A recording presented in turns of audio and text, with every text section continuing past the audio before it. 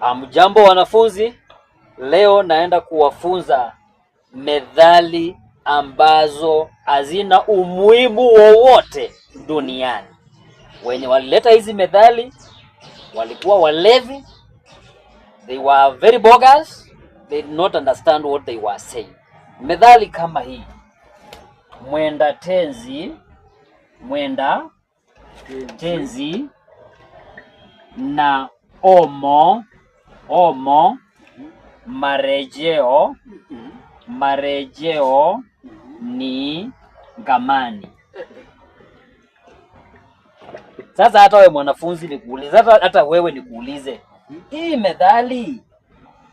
methali inatusaidia aje kwa Kiswahili?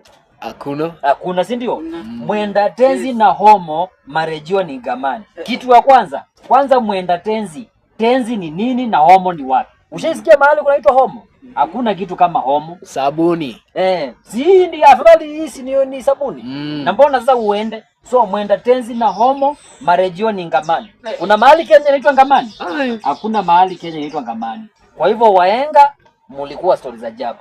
Ingekuwa ni mimi, hii unajua vile ningeisema? Ningesema mwenda mbali na kwao marejeo ni nyumbani. So tuna replace hii methali. Mwenda tenzi na homo marejeo ni ngamani. So tunafaa kuwa na mwenda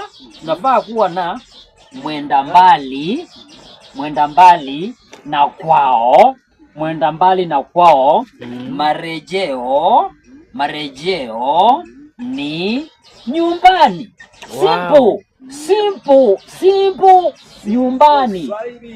Simple as this. Wow. Sasa hii methali ndio inafaa ku replace hii. Hizi vitu ni tunafunzwa za kufanya kazi gani? Inafaa kuwa hivi: mwenda mbali na kwao marejeo ni nyumbani. Example, ukitoka hapa uende Nakuru, baadaye utarudi nyumbani kwenu. Ukitoka hapa uende Naivasha, baadaye utarudi kwenu. Ukitoka hapa uende Machakos, baadaye utarudi kwenu. Ukitoka hapa uende USA, baadaye ukikufa unarudi wapi? Kwenu. Asanteni, tupatane kesho.